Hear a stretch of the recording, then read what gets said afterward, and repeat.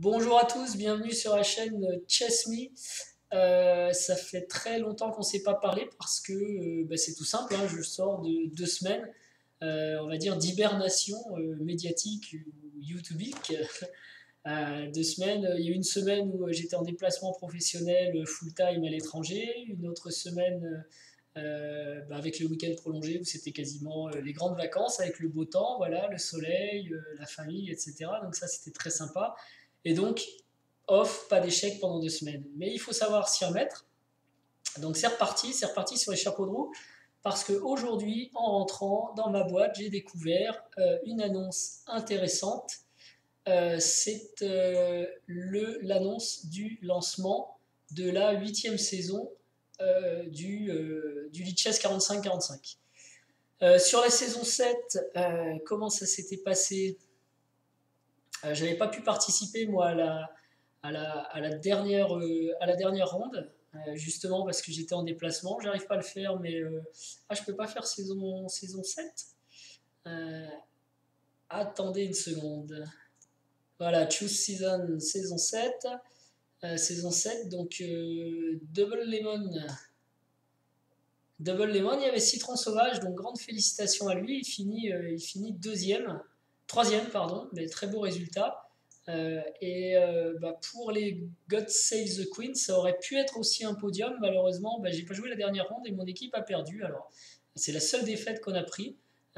Sinon, on aurait pu être beaucoup plus haut dans le classement. Pour moi, ça a été un bon tournoi quand même, puisque sur 7, j'ai fait 5,5 sur 7 avec une performance à 2369. Lichess, s'entend, hein. Donc je suis content, vraiment des bonnes parties. Une défaite et une nulle.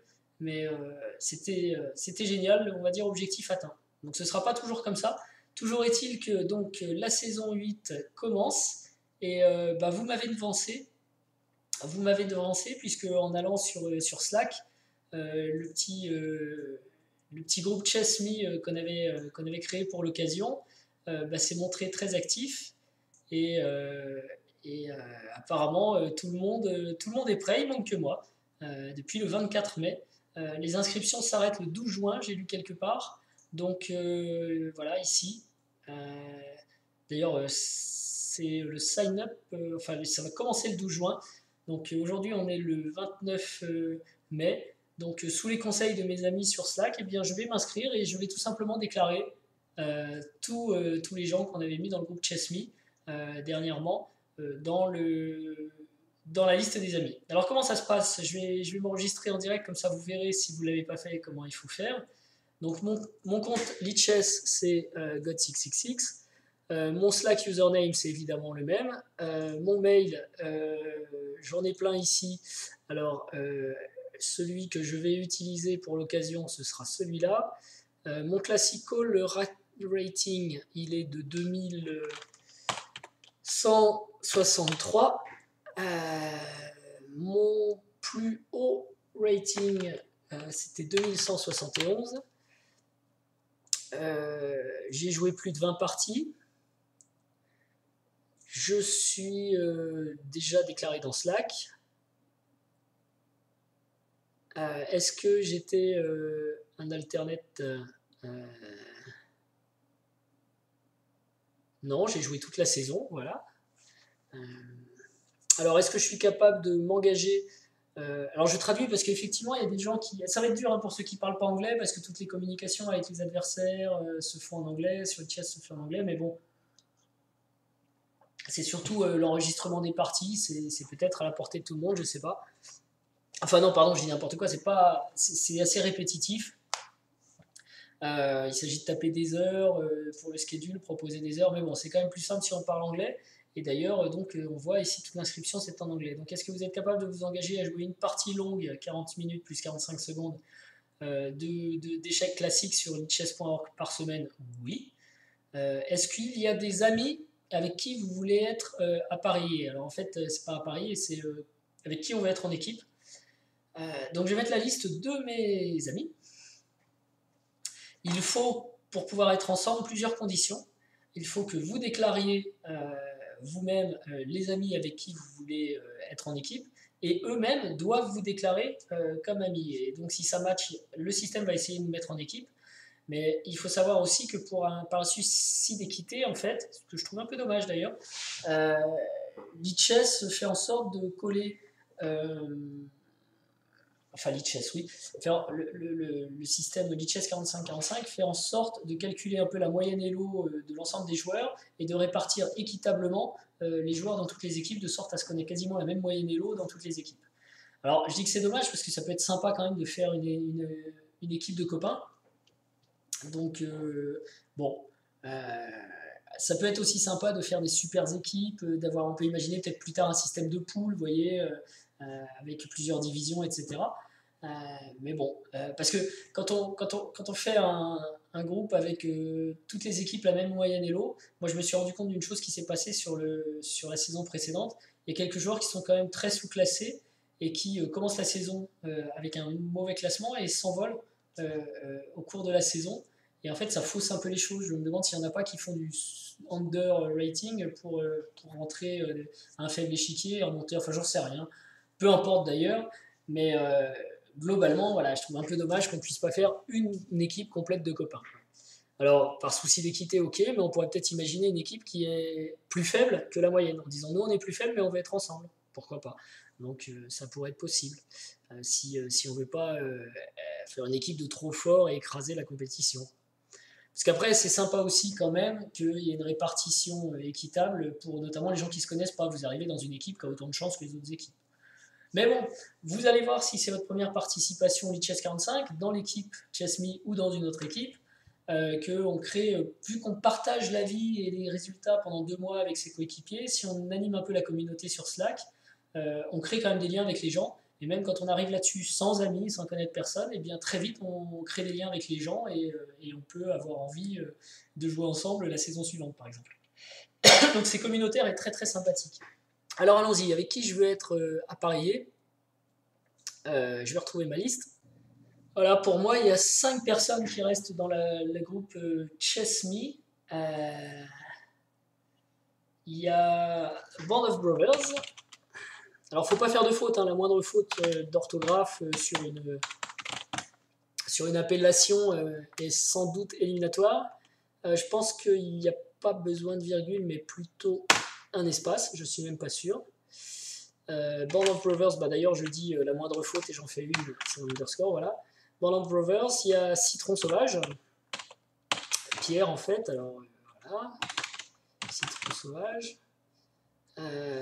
Band of Brothers c'est Eduardo, Citron Sauvage c'est Pierre. Alors il y a une espèce de matrice que je garde entre les pseudos Lichess, les noms dans la vraie vie, les pseudos des youtubeurs qui sont pas forcément les mêmes non plus. Il faut s'y retrouver un petit peu. On a Kilderis, contre qui j'ai joué une partie intéressante, l'espagnol, justement dans le Lichess 45-45. Donc on apprend des choses, on apprend sur les ouvertures et on partage, ça c'est vraiment intéressant. Il y a aussi, vous savez, comme dans les vraies parties, l'analyse à la fin, qu'on peut faire ensemble. Et puis on peut aussi voir les commentaires des spectateurs qui ont lieu pendant la partie. Donc c'est vraiment très très sympa comme système. Et puis on a Saxton, qui est le nom d'un chat en fait, et une histoire à la fois sympathique et triste, qui devrait souffrir pour jouer avec nous parce qu'il a un décalage horaire important se trouvant au Canada. Moi-même j'ai une fille qui est au Canada. Et je pense qu'il ne sera pas si lésé que ça parce qu'il y a quand même beaucoup d'Américains aussi sur le site. Et il n'est pas rare d'avoir des gens qui sont sur GMT plus 5, GMT plus 4, GMT plus 7 dans les compétitions. Donc finalement, il pourrait avoir des compétitions. Et puis, il faut savoir que on a quand même une semaine pour trouver un créneau avec son adversaire pour jouer. Et donc, si on est prêt à faire quelques efforts de temps en temps, on arrive toujours à trouver un créneau. Parfois, il faut jouer le matin, parfois, il faut jouer le soir un peu tard, mais globalement, l'important c'est de jouer, de s'entraîner, de s'amuser. Voilà. À ce jour, ce sont les seules personnes qui me restent. Il y avait plus de candidats, je crois. Je vais vérifier une autre source. Ouais, donc effectivement, il y avait d'autres gens. Il y avait Coco de la Varenne, c'était Dominique qui était intéressé, mais lui, il a un problème, je crois, justement avec l'anglais. Donc il s'est dit non, ça va être compliqué, on va laisser tomber, je vais vous embêter sans arrêt. Ok, bah salut à toi, Dominique. Euh, et on avait Verpierre. Alors lui, il est jeune, je ne sais pas s'il peut se débrouiller avec l'anglais, mais quand on est jeune, même si on ne parle pas très bien, bon, on doit faire de l'anglais à l'école quand même, il est belge. C'est un youtubeur, je vous invite à voir sa chaîne aussi. Euh, c'est Pierre Vernimen en fait. Je suis allé en Belgique il n'y a pas très longtemps faire du vélo d'ailleurs sur le mur de Huy. C'était très très sympa. Et puis grosse soirée ensuite à Bruxelles. Donc Pierre, bah, je vais le mettre et s'il voit cette vidéo, il pourra aussi peut-être essayer de s'inscrire Ah, mais je crois qu'il y a un souci, c'est qu'il va partir en vacances et il aura malheureusement pas l'internet en vacances, donc il pourra pas rejoindre la compétition. Bon, on peut toujours jouer quelques parties et puis ensuite demander à renoncer. En fait, il y a un capitaine dans l'équipe qui gère les gens qui. Alors l'idée c'est quand même d'essayer de faire toutes les parties avec l'équipe, hein. Mais si on peut vraiment pas, si on peut en jouer 4 ou 5 et ensuite on s'en va, il y a un remplaçant qui rentre et ce remplaçant peut rester. Bon bref, je vais pas éliminer Pierre d'office et je vais quand même le déclarer. Et s'il a envie de nous rejoindre, eh bien, il suffira qu'il s'inscrive en déclarant ces noms-là. Et on a une chance peut-être de se retrouver tous ensemble. Voilà. Et effectivement, si pour des raisons de vacances scolaires, il ne peut plus avoir Internet, bon, c'est peut-être pas la peine non plus qu'il s'inscrive, autant qu'on ait une équipe qui reste ensemble jusqu'au bout. Voilà. Et c'est à peu près tout. Ça fait 1, 2, 3, 4, 5, plus moi 6. Bah écoutez, je crois que l'équipe elle est complète parce que ce sont des équipes de 6. Euh, à mon avis, on va pas pouvoir être tous ensemble, hein, ça c'est clair, parce qu'il y a ce système de nivellement des classements Elo. Mais en tout cas, on aura tout fait pour être ensemble. C'est la saison 8 qui commence. Et si vous êtes youtubeur, si vous suivez la chaîne YouTube ChessMe, si vous avez envie de vous lancer dans le lead chess 45-45, eh bien inscrivez-vous au jeu des Elo. Et notamment là, je crois que tout le monde traîne vers 2000 Elo, donc entre 1800 et 2000. Donc je pense qu'on va être trop élevé. Certains d'entre nous vont se retrouver quand même ensemble et il va falloir des joueurs peut-être de classement plus faible qui pourraient, ou inférieurs, pardon, j'aime pas du tout le mot faible, des classements inférieurs, donc 1600, 1700, 1500, 1400, qui devraient peut-être rejoindre cette équipe aussi par souci d'équité. Donc n'ayez pas peur si ça vous intéresse et ne pensez pas que votre classement est prohibitif. Au contraire, si vous avez un classement qui est plus bas, inscrivez-vous et nommez peut-être des gens qui sont dans cette liste et vous avez une chance de rejoindre l'équipe ChessMe pour la saison 8 qui commence le 12 juin. Voilà, ça c'est dit. Ça dure 8 semaines, hein, je crois, il y a 8 rondes. Donc ensuite, il faut continuer, une fois qu'on a déclaré les gens avec qui on va être en équipe, euh, accepter les règles et lire les règles. Alors c'est très simple, les règles, pour faire un résumé, il s'agit de jouer, de s'engager à jouer, comme si vous étiez sur échiquier face à un adversaire réel. Pas de littérature, pas d'ordinateur, pas d'assistance. Et puis de toute façon, c'est le seul intérêt du truc, hein, puisque vous êtes devant un ordinateur, devant une interface web. Il faut jouer le jeu pour vous entraîner à faire. L'intérêt du truc, c'est de jouer des parties lentes contre des adversaires humains dans des conditions réelles. Si vous consultez la moindre assistance, c'est pas seulement que vous trichez, que c'est injuste pour votre adversaire, etc. C'est aussi que vous perdez tout intérêt de l'entraînement. Parce qu'on aimerait bien toujours, quand on joue, avoir quelqu'un qui tape sur l'épaule en disant non, non, je ne veux pas ça, je veux plutôt ça. Sauf que si on écoute cette personne, eh bien, on ne réfléchit pas par soi-même. Donc il faut s'engager à jouer ces parties. Pour soi, c'est beaucoup plus intéressant. À les analyser ensuite, ça permet de voir ses erreurs et, et essayer d'être meilleur la fois suivante. Voilà. Donc évidemment, j'accepte moi les règles lead chess. Si ça vous pose un problème, si vous avez le droit aussi d'adorer jouer avec assistance informatique. Dans ce cas-là, cette compétition est simplement pas faite pour vous. Allez jouer online, déclarez-vous comme computer assisted et jouez contre des forts joueurs ou des modules en déclarant votre activité module. Alors, est-ce que vous êtes intéressé par le fait d'être un remplaçant ou un joueur plein temps? Moi, je vais être un joueur plein temps, donc le remplaçant va simplement aller dans une équipe ou une autre en fonction des désistements. Le joueur full-time sera affecté à une équipe à temps plein. Et ceux qui s'enregistrent tardivement pourraient se retrouver de toute façon alternés. Donc enregistrez-vous le plus rapidement possible. Alors, indiquez toutes les rondes où vous ne serez pas capable de jouer. Donc moi, je serai capable de jouer à toutes les rondes, donc je laisse comme ça. Si par exemple, vous voyez, Verpierre pourrait dire, moi j'ai 2 semaines de vacances où je peux pas, mais j'enlève ces deux-là. c'est déclaré à l'avance et immédiatement le système vous proposera un remplaçant sur ces dates-là, mais vous rejoindrez les équipes les dates suivantes. Donc c'est possible aussi de ne pas jouer toute la compétition. Moi je serai là pour toutes les rondes. J'ai dit d'ailleurs sur la saison précédente que j'avais raté la dernière. Non, je ne l'ai pas dit, mais j'ai cru l'avoir dit parce que j'ai fait une vidéo avant que j'ai arrêtée en me disant elle est pas bien celle-là. J'arrête tout de suite, je bafouille ou je ne sais quoi. Et dans cette première vidéo que je n'ai pas mise online, je disais que j'avais joué dans la saison 7 toutes les parties sauf. Quoique, c'est peut-être dans celle-ci finalement, je ne sais plus. Voilà, je ne sais plus, je perds la tête, c'est grave, toujours est-il que j'avais pas joué la 8e ronde. C'est aussi possible, si on ne l'a pas déclaré ici, de prévenir son capitaine en disant j'ai un vrai empêchement cette semaine, je ne pourrai pas jouer, et on vous trouve un remplaçant pour la semaine. Bon, moi c'était la dernière partie, donc c'était bon. Donc on a toutes les dates en plus du tournoi. Voilà. Et une fois qu'on a fait tout ça, on peut cliquer, alors vous ne le voyez pas parce que ma fenêtre est trop petite, trop grande plutôt. On peut cliquer sur un petit déclaratif qui ne connaît pas un robot, voilà, submit. Et normalement, voilà, je suis enregistré.